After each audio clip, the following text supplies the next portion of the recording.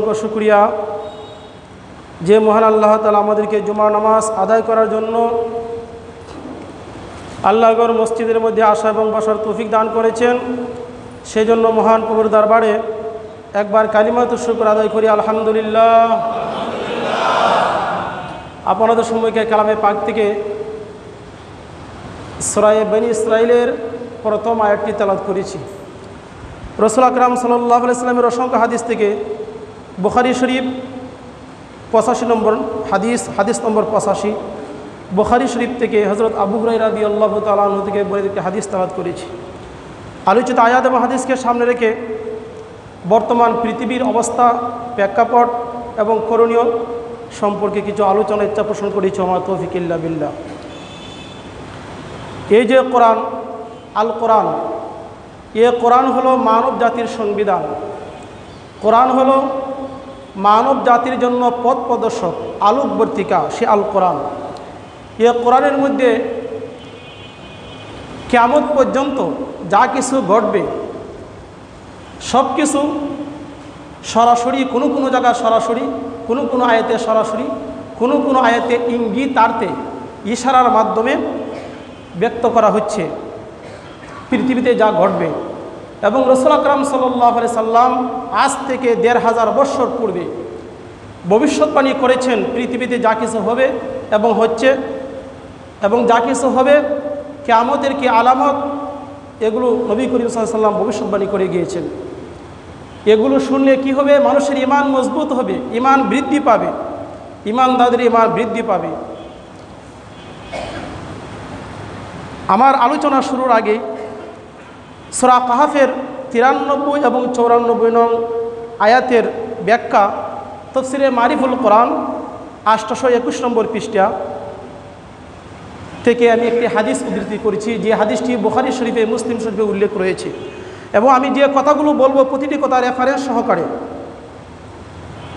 দলিল ভিত্তিক আলোচনা করার চেষ্টা করবো ইনশাআল্লাহ। মা তৌফিক ইল্লা বিল্লাহ। হযরত নওয়াস ইবনে সামা রাদিয়াল্লাহু তাআলা আনহু থেকে হাদিস বর্ণিত, রাসূল আকরাম সাল্লাল্লাহু আলাইহি সাল্লাম একদা দাজ্জাল সম্পর্কে আলোচনা করতেছিলেন। দাজ্জাল সম্পর্কে সাহাবায়ে কেরাম বলেন, ইয়া রাসূলুল্লাহ, দাজ্জাল কে? তার কি লক্ষণ হবে? তার কি আলামত হবে? তখন নবী করিম সাল্লাল্লাহু আলাইহি সাল্লাম বললেন, দাজ্জাল সে যুবক হবে, যুবক, ঘন কুকরানু চুলওয়ালা হবে এবং তার একটি চক্ষু উপরের দিকে থাকবে, আরেকটি চক্ষু হবে কানা। কানা দাজ্জাল, একটি হবে কানা, একটা চক্ষু কানা দাজ্জাল, আরেকটি চক্ষু উপর দিকে উত্থিত থাকবে। ভয়ানক দাজ্জাল। তার কপালের মধ্যে কাফারা, কাফের শব্দ লেখা থাকবে। আবু দাউদ শরীফ ৫ম খণ্ড ২৩২ নম্বর পৃষ্ঠাে হাদিসটি উল্লেখ রয়েছে, সহিহ হাদিস। তখন সাহাবায়ে কেরাম বলেন, ইয়া রাসূলুল্লাহ, সে দাজ্জাল পৃথিবীতে কতদিন থাকবে? নবী করিম সাল্লাল্লাহু আলাইহি ওয়াসাল্লাম বললেন, ৪০ দিন। ৪০ দিন থাকবে।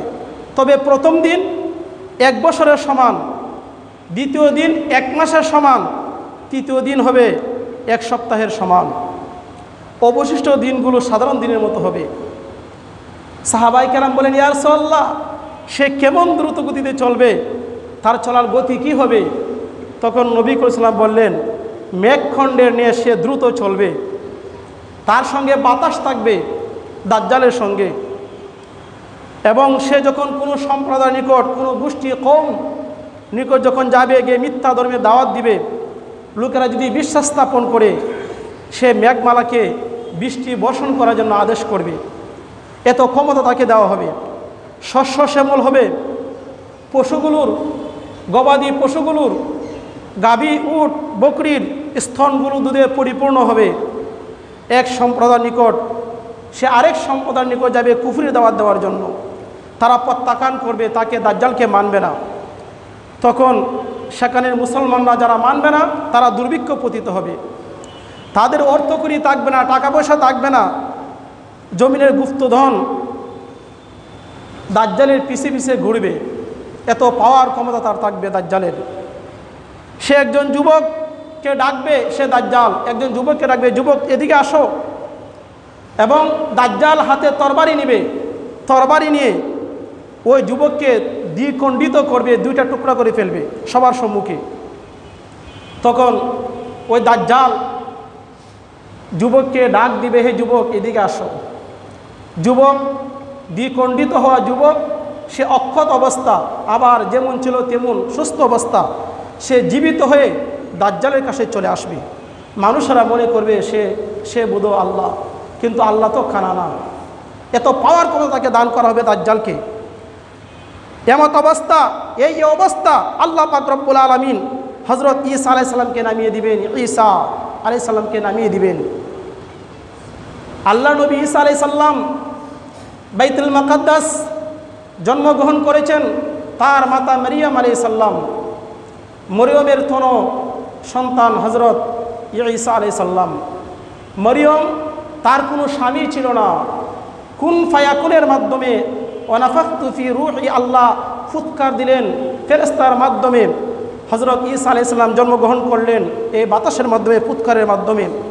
বিনা পিতা হযরত মরিয়মের গর্ভে জন্মগ্রহণ করলো ঈসা আলাইহিস সালাম। তার কোনো বাবা ছিল না। আদম আলাইহিস সালামের কোনো বাবা ছিল না। আদমের প্রতিকৃতি আদম আলাইহিস সালামের মতো হযরত ঈসা আলাইহিস সালামকে আল্লাহ জন্ম দিলেন মরিয়মের গর্ভে। ঈসা আলাইহিস সালাম আমাদের কোরআনের বিশ্বাস অনুযায়ী, ইসলাম ধর্মের বিশ্বাস অনুযায়ী হযরত ঈসা আলাইহিস সালাম তিনি চতুর্থ আসমানে আছেন। বর্তমানে চতুর্থ আসমানে আছেন। আল্লাহ বলেছেন সূরা নিসার 157 নম্বর আয়াতের মধ্যে, ওমা কাতালুহু ওমা সালাবুহু ওয়ালাকিন্না শিবুহু লাহু বাল ইয়াকিনান রাফাহুল্লাহ, যে ইহুদিরা খ্রিস্টানেরা তাকে হত্যা করে নাই, শুলিতে তাকে চড়ানো হয় নাই, আল্লাহ তাকে উপরে তুলে নিছে, আসমানে তুলে নিছেন। কাকে? হযরত ঈসা আলাইহিস সালামকে। তিনি কিয়ামতের পূর্বে আসবেন। এই যে পরিস্থিতি, দাজ্জাল বের হবে, যুবককে হত্যা করা হবে, ঈসা আলাইহিস সালামকে আল্লাহ নামিয়ে দিবেন। ঈসা আলাইহিস সালাম কোথায় নামবেন? তিনি আসমানে আছেন। কোন জায়গার মধ্যে অবতরণ করবেন? যখন পৃথিবীতে আসবেন, সিরিয়া আবু উমাইয়া একটি মসজিদ, আবু উমাইয়ার মসজিদ, দামেস্কে যে মসজিদটি অবস্থিত, আব্বাসীয় খলিফাদের আমলে সে মসজিদটি নির্মাণ করা হয়েছে। এই আবু উমাইয়া এক সাহাবীর নামে ওই মসজিদটির নামকরণ করা হচ্ছে দামেস্কের মসজিদ, যেটা সিরিয়া অবস্থিত।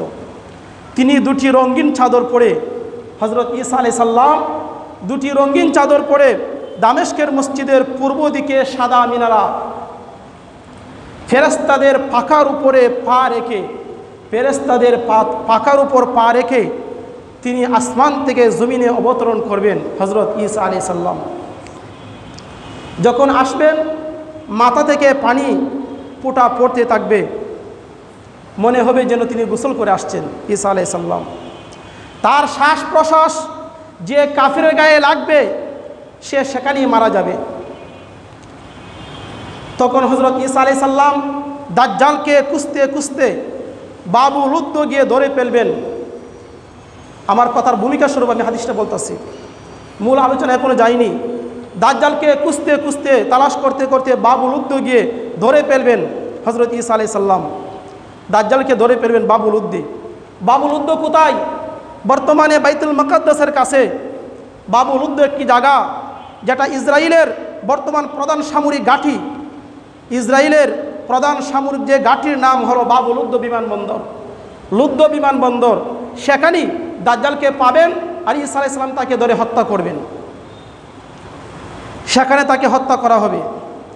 আল্লাহ তাআলা এই মুহূর্তে যখন দাজ্জালকে হত্যা করা হবে, আল্লাহ তাআলা ইয়াজুজ মাজুজকে প্রেরণ করবেন, তাদের রাস্তাগুলো খুলে দিবেন। প্রেরণ করবেন না, রাস্তাগুলো খুলে দিবেন। ইয়াজুজ মাজুজ তারা আসবে, এটা আল্লাহ কোরআনে বলেছেন। লম্বা আলোচনা, সময় সংক্ষেপ। আল্লাহ তাআলা বলেন, ক্বালু ইয়া যাল কারনাইনি ইন্না ইয়াজুজা ওয়া মাজুজা মুফসিদুনা ফিল আরদ ফাহাল নাজআলুকা খারাজান আলা আন তাজআলা বাইনানা ওয়া বাইনাহুম সাদ্দা। আল্লাহ পাক রব্বুল আলামিন সূরা কাহফের 93 নং আয়াতের মধ্যে, 94 নং আয়াতের মধ্যে আল্লাহ তাআলা সে দাজ্জালের কথা আলোচনা করেছেন। দাজ্জাল পৃথিবীতে আসবে, দাঙ্গা হাঙ্গামা করবে, রক্তপাত করবে, মারামারি করবে, সমাজের মধ্যে বিশৃঙ্খলা তারা সৃষ্টি করবে দাজ্জাল। সে দাজ্জাল কোথায় আছে? ওই দাজ্জালকে যেটা সূরা কাহফের 83 থেকে 96 আয়াতের মধ্যে উল্লেখ রয়েছে, ওই দাজ্জালকে যুলকারনাইন একজন বাদশা, ন্যায়পরায়ণ বাদশা, সৎ আমানতদার বাদশা, যিনি ন্যায়ের পক্ষে যিনি কথা বলতেন, যিনি শান্তি রাজ্য কায়েম করেছিলেন, সারা পৃথিবী যিনি শাসন করেছিলেন, পূর্ব পশ্চিম পাশ্চাত্য পূর্ব পশ্চিম যিনি ভ্রমণ করেছেন, সারা পৃথিবীতে 4 জন বাদশা শাসন করেছেন। তোর মধ্যে একজন হলো জুলকারনাইন বাদশা বা সিকান্দার বাদশা। যখন সিকান্দার বাদশা যখন পশ্চিম দিকে ভ্রমণ করলেন, একবারে সূর্যের দ্বার প্রান্তে যখন অস্তাচলে যখন চলে গেলেন, যাওয়ার পরে এমন একটি জাতিকে দেখতে পাইলেন, একটি কওমকে দেখতে পাইলেন যাদের কথা তিনি বুঝেন না। আল্লাহ বলেন, হে জুলকারনাইন, তুমি ইচ্ছা করলে এদেরকে শাস্তি দিতে পারো বা এদেরকে মাফ করতে পারো। আল্লাহ তাআলার হুকুমে জুলকারনাইন বাদশা কী করলেন? একটি প্রাচীর নির্মাণ করে দিলেন, প্রাচীর দেওয়াল, যাতে ইয়াজুজ মাজুজ পৃথিবীতে না আসতে পারে। ওই প্রাচীর যখন নির্মাণ করে দিলেন, প্রতিদিন ইয়াজুজ মাজুজ তারা গর্ত খনন করে প্রাচীরের কাছে আসে, আবার তারা বিদায় হয়ে যায় যে আগামীকাল পরবর্তী কাজটা সমাধান করব। এভাবে কিয়ামত পর্যন্ত তারা প্রতিদিন মাটি খুঁড়তে থাকে, গর্ত খনন করতে থাকে। যখন কিয়ামত গনে আসবে, আল্লাহ দেওয়ালটাকে উঠিয়ে দিবেন, প্রাচীর উঠিয়ে দিবেন, তারা পৃথিবীতে চলে আসবে, দাঙ্গা হাঙ্গামা নৈরাজ্য সৃষ্টি করবে পৃথিবীতে। বলতেছিলাম অনেক লম্বা আলোচনা। দাজ্জাল কি হবে? বের হবে, দাজ্জালকে হত্যা করা হবে, ঈসা আলাইহিস সালাম হত্যা করবেন, ইমাম মাহদী আলাইহিস সালামকে আল্লাহ প্রেরণ করবেন ঈসা আলাইহিস সালামের সঙ্গী স্বরূপ, তাকে সাহায্য করার জন্য। আল্লাহ তাআলা ইয়াজুজ মাজুজের রাস্তা খুলে দিবেন এবং ইয়াজুজ মাজুজ তারা দ্রুত চলবে, উপর থেকে নিচে যেন পিছলে পড়েছে এমনভাবে তারা দ্রুত গতিতে চলবে। তাদের প্রথম দলটি তরবিয়া উপসাগরে যাতায়াত করবে, সমস্ত পানিগুলোকে তারা পান করে নেবে তরবিয়া সাগরের। দ্বিতীয় দলটি যখন আসবে, ওই সাগরে কোনো পানিই নাই, তারা এমনভাবে পানিগুলো তারা পান করতে থাকবে। হযরত ইবনে ওমর রাদিয়াল্লাহু তাআলা আনহু থেকে বর্ণিত একটি হাদিস উল্লেখ রয়েছে, রাসূল আকরাম সাল্লাল্লাহু আলাইহি ওয়াসাল্লাম বলেছেন, আল্লাহ তাআলা সমগ্র মানব জাতিকে 10 ভাগে ভাগ করেছেন, সমগ্র মানব জাতিকে 10 ভাগে ভাগ করেছেন। তন্মধ্যে 9 ভাগ রয়েছেন, 10 ভাগের মধ্যে 9 ভাগ হলো ইয়াজুজ এবং মাজুজ এর লোক, আর অবশিষ্ট 1 ভাগ হলো সারা পৃথিবীর সারা বিশ্বের মানুষ। এই হাদিস দ্বারা অনুমান করা যায়, আন্দাজ করা যায় ইয়াজুজ মাজুজ তারা কত হবে, অসংখ্য লোক হবে এবং তাদের গণনা করে শেষ করা যাবে না। হযরত ঈসা আলাইহিস সালাম যখন ইয়াজুজ মাজুজ যখন বের হয়ে যাবে প্রাচীর ভেঙে পৃথিবীতে যখন আসবে, হযরত ঈসা আলাইহিস সালাম তার সঙ্গীদেরকে নিয়ে তুর পর্বতে আশ্রয় নেবেন। জমিনে থাকার কোনো ব্যবস্থা থাকলে সমস্যা হয়ে যাবে, তুর পর্বতে চলে যাবেন। তুরে সিনাই পর্বত মিশরে, সিনাই পর্বত যেটা আল্লাহ বলেছেন ওয়াতুরি সিনিনা হাযাল বালাদিল আমিন, যেটা সূরা 3-এর মধ্যে আল্লাহ তাআলা উল্লেখ করেছেন। সিনাই পর্বতে তুর পর্বতে আশ্রয় নেবেন হযরত ঈসা আলাইহিস সালাম তার সঙ্গীদেরকে নিয়ে, মুসলমানদেরকে নিয়ে। পানহারের সামগ্রীর সঙ্গে থাকবে, কিন্তু সবই শেষ হয়ে যাবে এবং তারা খাদ্যের সংকটে পড়ে যাবে, দুর্ভিক্ষের মধ্যে পড়ে যাবে। একটি গরুর মস্তক 100 দিনারের চাইতে দামি হবে, এই পরিস্থিতি দাঁড়াবে। হযরত ঈসা আলাইহিস সালাম মুসলমানদের যে কষ্ট হচ্ছে, কষ্ট লাঘবের জন্য, আসানের জন্য আল্লাহর কাছে দোয়া করবেন, আল্লাহ দোয়া কবুল করবেন, মহামারী আকারে আল্লাহ রোগ ব্যাধি পাঠাবেন। ঈসা আলাইহিস সালাম তুর পর্বতে আর দাজ্জাল জমিনে মুসলমানদের কষ্ট হচ্ছে, আল্লাহ কি পাঠাবেন? রোগ ব্যাধি পাঠাবেন মহামারী আকারে। ফলে অল্প সময়ই ইয়াজুজ মাজুজ যারা ছিল, ইয়াজুজ মাজুজের গোষ্ঠী, তারা মরে যাবে, মরে শেষ হয়ে যাবে। হযরত ঈসা আলাইহিস সালাম সঙ্গীদেরকে নিয়ে তুর পর্বতের নিচে নামবেন, তুর পর্বত থেকে নিচে নামবেন ঈসা আলাইহিস সালাম।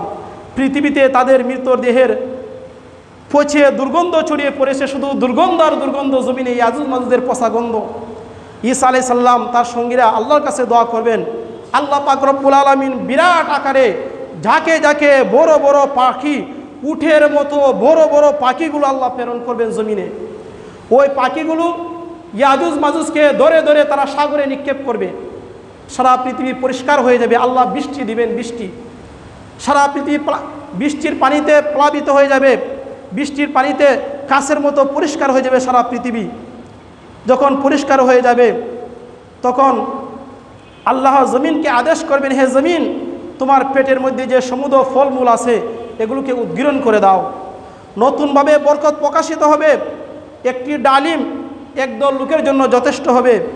দুধের মধ্যে তো বরকত হবে, একটি গাভীর দুধ একটি গোষ্ঠীর জন্য, একটি সম্পদের জন্য যথেষ্ট হয়ে যাবে। 40 বৎসর যাবৎ এ বরকত এবং শান্তি এ পৃথিবীতে অব্যাহত থাকবে। 40 বৎসর যাবৎ কিয়ামত সমাগত হবে। কিয়ামত সমাগত হয়ে যাবে। আল্লাহ তাআলা একটি মনোরম বায়ু বাতাসকে প্রবাহিত করবেন। মুসলমানদের মাঝে এক প্রকার রূপ দেখা দিবে। এই বাতাসের মধ্যে মুসলমানদের বগলের মধ্যে এক প্রকার রূপ দেখা দিবে। সবাই মৃত্যুমুখে পতিত হবে। শুধু থাকবে পৃথিবীতে কাফের, শুধু কাফেররা আর দুষ্ট লোকেরা তারা থাকবে। তারা এই পৃথিবীতে জন্তু জানোয়ারের মতো কুকর্ম করবে, খারাপ কাজ করবে, বিশৃঙ্খলা করবে, আর তাদের উপর হবে কিয়ামত। তাদের উপরে কিয়ামত। সে সময় কোনো আল্লাহওয়ালা বলনেওয়ালা কোনো লোক থাকবে না।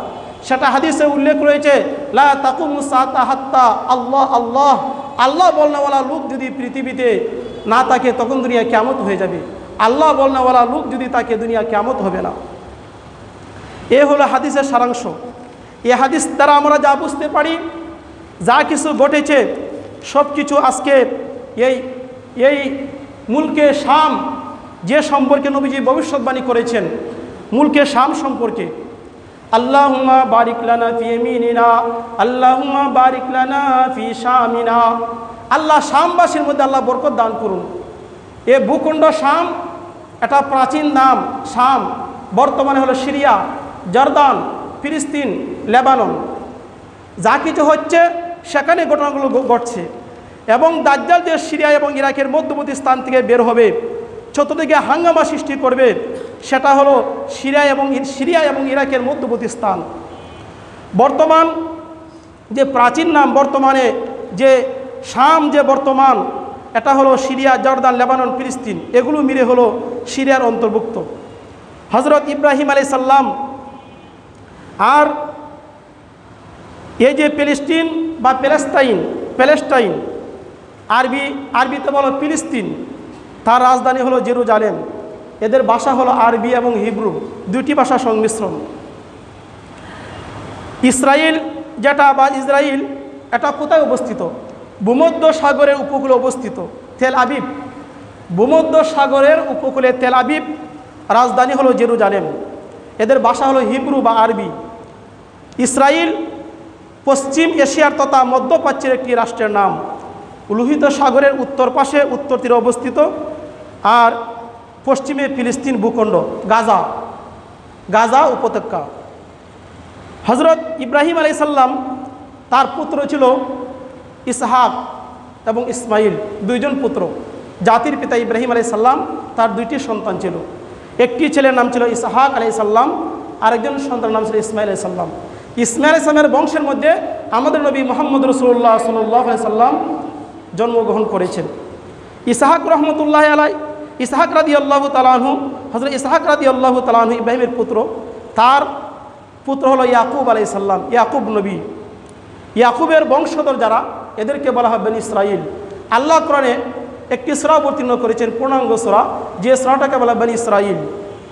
ইয়াকুবের 12 জন পুত্র ছিল, 12 জন পুত্র ইয়াকুব আলাইহিস সালামের। 12 জন পুত্রের মাধ্যমে 12টি গোষ্ঠীর সূচনা হয়েছে, 12টি সম্প্রদায় হয়েছে, 12টি দেশ হয়েছে 12 জন পুত্রের মাধ্যমে।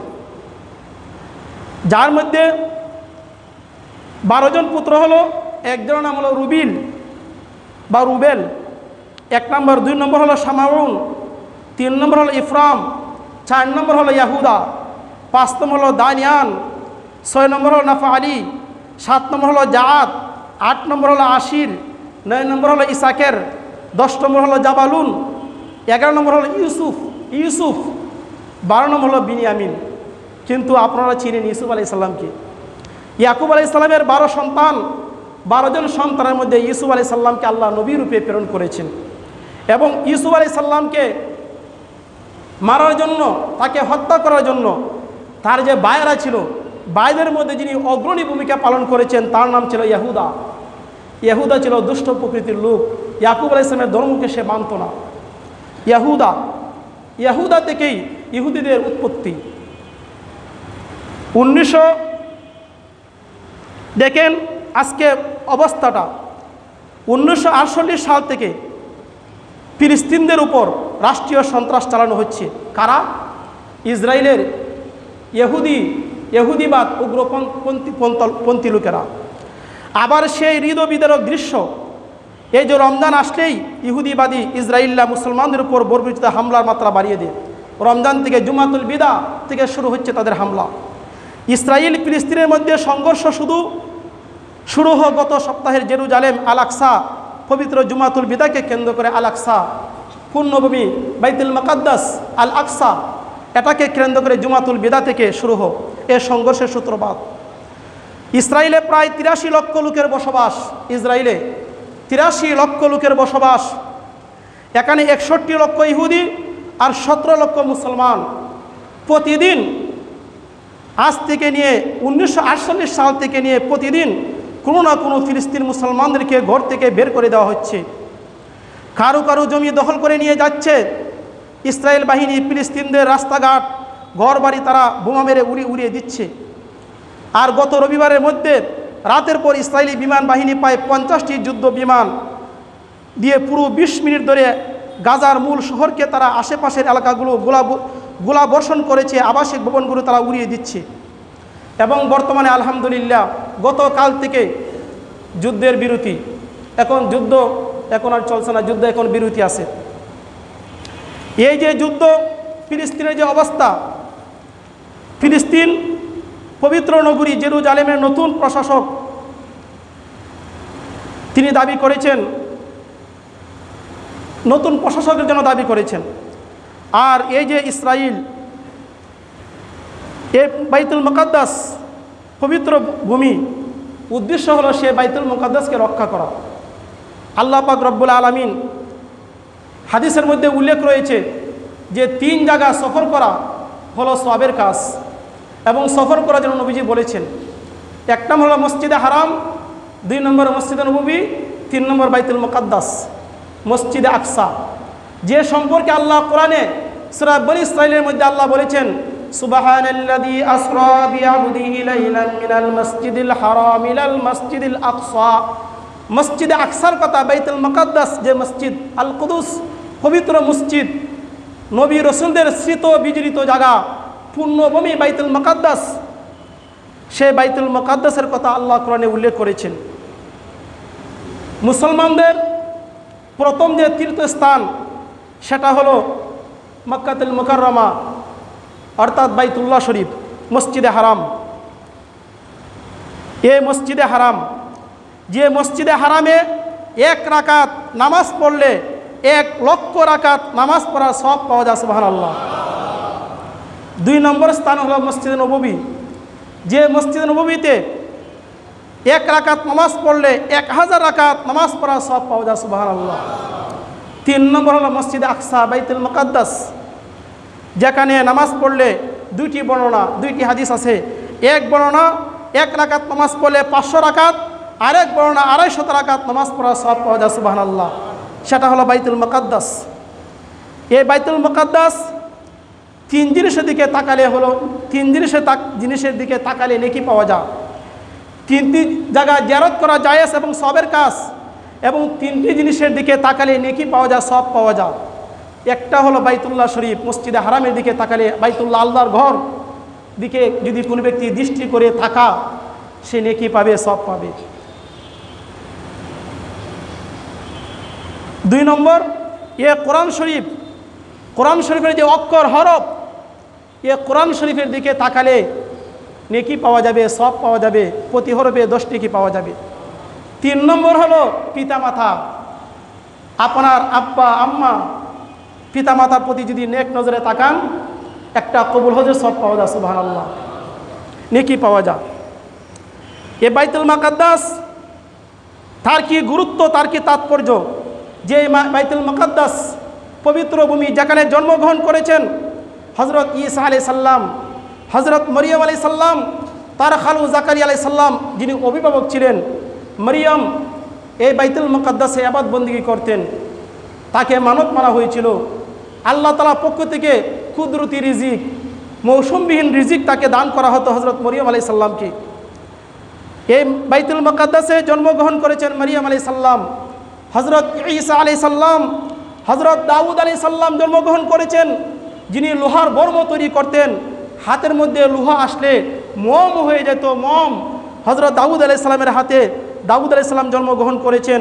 হজরত ইহইয়া আলাইহিস সালাম জন্মগ্রহণ করেছেন। হজরত জাকারিয়া আলাইহিস সালাম জন্মগ্রহণ করেছেন। ইব্রাহিম আলাইহিস সালাম কে এই ফিলিস্তিনের বাইতুল মুকাদ্দাসে তাকে দাফন করা হচ্ছে। এবং হজরত ইয়াকুব আলাইহিস সালাম সেখানে জন্মগ্রহণ করেছেন। অনেক অনেক নবী রসুলগণ সেখানে জন্মগ্রহণ করেছেন। অনেক অনেক নবী রসুলগণের কবর, তাদের মাকবারা, তাদের মাজার সেখানে রয়েছে বাইতুল মুকাদ্দাস। তার প্রতি ভালোবাসা থাকা আমাদের উচিত, আমাদের দরকার। এটাকে ভালোবাসতে হবে, এটা ইমানের দাবি, বাইতুল মুকাদ্দাসকে ভালোবাসা। যে বাইতুল মুকাদ্দাসে নবী করিম সাল্লাল্লাহু আলাইহি সাল্লাম মক্কাতুল মুকাররমা থেকে যিনি মেরাজের সময় মেরাজ করতে গিয়ে বাইতুল মুকাদ্দাসে অবস্থান করেছিলেন।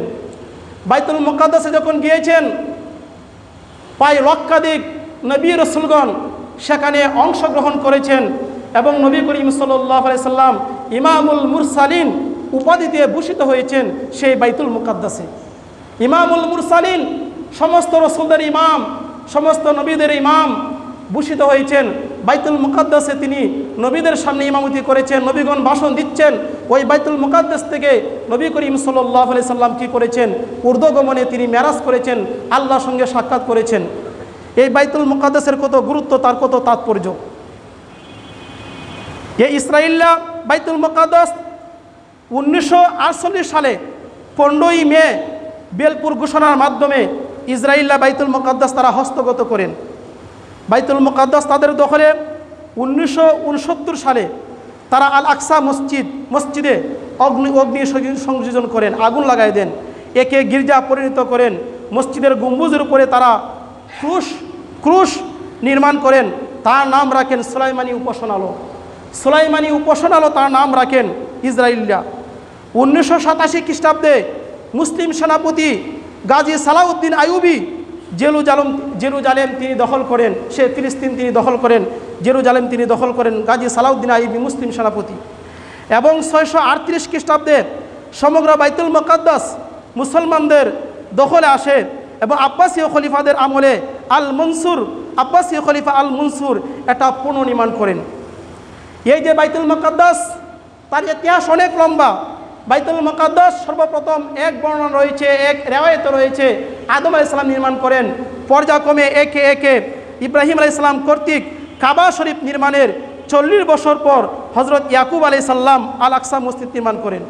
কাবা শরীফের 40 বছর পর ইয়াকুব আলাইহিস সালাম আল আকসা বাইতুল মুকাদ্দাস আল আকসা মসজিদ আল আকসা নির্মাণ করেন। এবং 1004 সালে হজরত সুলাইমান আলাইহিস সালাম, সুলাইমান ইবনে দাউদ আলাইহিস সালাম, দাউদ আলাইহিস সালামের ছেলে সন্তান হজরত সুলাইমান আলাইহিস সালাম, সুলাইমান পয়গম্বর, সুলাইমান নবী জিনদের দ্বারা স্বর্ণ, রূপা, মণি, মুক্তা, ইয়াকুত, জমরত দ্বারা এই বাইতুল মুকাদ্দাস বা মসজিদে আকসা নির্মাণ করেন। এক এক বাদশার আমলে, শাসন আমলে ওই মসজিদটি পুনর্নির্মাণ করা হচ্ছে। এবং হজরত সুলাইমান আলাইহিস সালাম তিনি সারা পৃথিবী শাসন করেছেন। তার হাতের মধ্যে একটি আংটি ছিল, সুলাইমানি আংটি। জিন, দেও, দানব তার বশ্যতা স্বীকার করত এই আংটির সাহায্যে।